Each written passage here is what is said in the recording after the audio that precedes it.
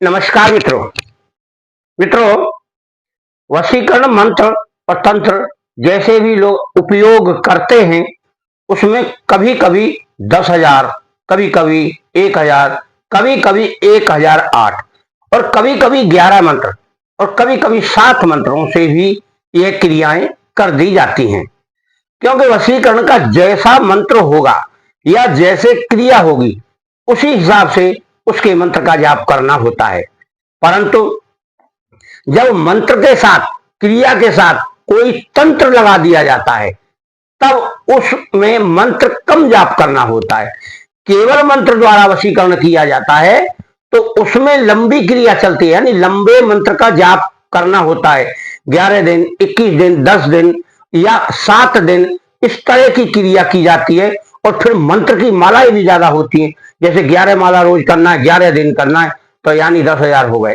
ऐसे ही कभी कभी एक दिन का भी होता है। जैसे ग्रहण पड़ता है तो ग्रहण काल में केवल ग्रहण में आपको मंत्र का जाप करना है, चाहे सूर्य ग्रहण हो या चंद्र ग्रहण हो। इसी प्रकार से जब पुष्य नक्षत्र आता है तो पुष्य नक्षत्र में ही करने होते हैं सारे कार्य। पुष्य नक्षत्र खत्म हो जाए तो उसकी समाप्ति हो जाती है। और ज्यादा से ज्यादा मंत्रों का कोई व्यक्ति जाप करता है तो उसका परिणाम भी उसे प्राप्त होता है। तो मित्रों, आज हम आपको केवल 7 बार मंत्र पढ़ रहे हैं। 7 बार मंत्र पढ़ने से आपकी क्रिया पूरी हो जाएगी और उसका परिणाम भी प्राप्त हो जाएगा। परंतु इसमें क्या दिया हुआ है? एक नक्षत्र दिया हुआ है। उस नक्षत्र में कार्य करना है आपको। उस नक्षत्र में फिर एक तंत्र क्रिया करनी है। तो यानी इसमें 2 चीजें हो गई, एक तो नक्षत्र और एक तंत्र क्रिया, और तीसरा हो गया मंत्र, यानी यंत्र, मंत्र, तंत्र। इसमें तीनों क्रियाएं कार्य करेंगी तो आपका बहुत ही सरलता से कार्य हो जाएगा। क्योंकि जब तीनों क्रियाएं आपके साथ हैं तो आपका मन भी विचलित नहीं होगा। जो कुछ आप कर रहे हो दिखाई पड़ेगा आपको कि मैं कर क्या रहा हूं। तो मित्रों, यह हमारा चैनल आपके लिए बहुत नई नई वीडियो लाकर देता है। विष्णुधर्मा चैनल आप देख रहे हैं तो आप पहली बार में इसे घंटी दबाएं और घंटी दबाकर सब्सक्राइब करें और कमेंट करें। मित्रों, आपका हमारा संपर्क हमेशा इसी तरह बना रहे, जिससे आप हमसे पूछें और हम आपको अपनी बात इसके माध्यम से पहुंचाते रहें।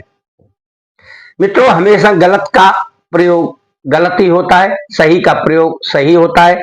कार्य भी गलत होता है और क्रिया भी गलत हो जाती है, उसका परिणाम भी फिर गलत होता है। गलत वस्तुओं का भी प्रयोग ना करें, क्योंकि गलत वस्तुएं हमेशा व्यक्ति को परेशानी में डालती हैं।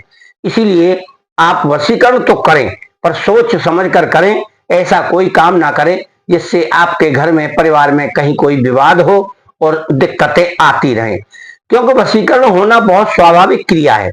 स्त्री के प्रति पुरुष और पुरुष के प्रति स्त्री। जब किसी शत्रु को या किसी अधिकारी को हम वश में करते हैं तब थोड़ी सी दिक्कत आती है, क्योंकि उससे हमको बात या निगाह मिलाना होती है। इस क्रिया में भी वही है। इसमें मृगशिर नक्षत्र जिस दिन हो, मृगशिर नक्षत्र के दिन आपको लाल करवीर की लकड़ी लानी है, 9 अंगुल की। इस तरह 9 अंगुल की ले आइए। 9 अंगुल की लकड़ी लाकर आप उसे अभिमंत्रित करेंगे। इसी मंत्र से 7 बार अभिमंत्रित करें और 7 बार अभिमंत्रित करके उस लकड़ी को आपको जमीन में गाड़ देना है। उस व्यक्ति का ध्यान लेते हुए, यानी जिसको हम वशीकृत कर रहे हैं उसका ध्यान करते हुए वह लकड़ी हमको गाड़ देना है। अपने आसपास गाड़ दीजिए और उसका ध्यान करके इसका मंत्र का जाप करिए। फिर इंतजार करिए आप उस व्यक्ति का, उस स्त्री का, पुरुष का। यह क्रिया केवल नक्षत्र पर निर्भर करती है, यानी 7 बार उस लकड़ी को अभिमंत्रित करना है जो आपने इसकी तोड़ कर लाए। उस नक्षत्र में काम करना है, उस नक्षत्र में ही आपको अभिमंत्रित करना है, उस नक्षत्र में ही आपको इसे गाड़ना है। तो आपकी यह क्रिया पूरी होगी और इसका मंत्र है ये, ओम हुम हुम स्वाहा।